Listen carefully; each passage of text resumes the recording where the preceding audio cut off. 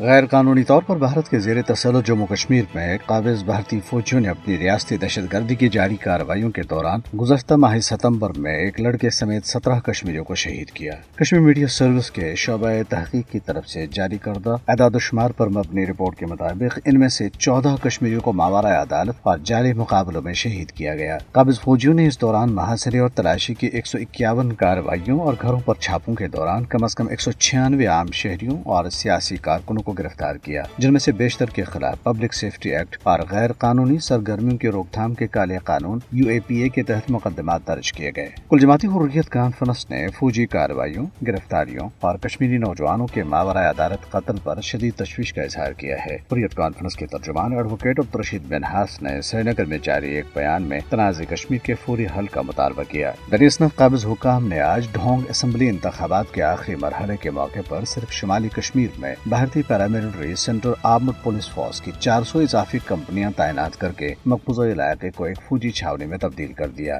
یہ کمپنیز مقبوضہ علاقے میں پہلے سے موجود بھارتی فوج اور بارڈر سیکیورٹی فورس کے اہلکاروں کے علاوہ ہیں، تاکہ جموں کشمیر پر بھارت کے جابرانہ قبضے کو مزید مضبوط کیا جا سکے۔ سری نگر جموں شاہراہ پر متعدد چوکیاں قائم کی گئیں اور کشمیریوں کی نقل و حرکت پر نظر رکھنے کے لیے تمام سڑکوں پر سخت تلاشی لی جا رہی تھی۔ ناقدین اور اقوام متحدہ کے تسلیم شدہ متنازع علاقے میں انتخابات کی قانونی حیثیت پر سوال اٹھاتے ہیں۔ بھارتی پولیس نے گزشتہ ایک ماہ سے لیہ سے نئی دلی تک پیدل مارچ کرنے والے ماحولیاتی کارکن سونم وانگ چک سمیت 120 سے زائد کارکنوں کو نئی دلی کی سرحد پر گرفتار کر لیا۔ یہ لوگ لداخ کو چھٹے شیڈول میں شامل کرنے اور مقامی زمینوں اور خطے کی شناخت کے تحفظ کے لیے مارچ کر رہے تھے۔ کانگریس رہنما راہل گاندھی نے گرفتاریوں کی مذمت کرتے ہوئے ناقابل قبول قرار دیا۔ نیشنل کانفرنس کے نائب صدر عمر عبداللہ نے افسوس کا اظہار کیا ہے کہ مودی حکومت کے دور میں جموں و کشمیر کی عوام اپنی عزت، وقار اور شناخت کھو چکے ہیں۔ PDP صدر محبوبہ مفتی نے اسرائیلی وزیر اعظم بنیامین نیتن یاہو کے اقدامات کی مذمت کرتے ہوئے اسے ایڈولف ہٹلر کے بعد سب سے بڑا دہشت گرد قرار دیا ہے۔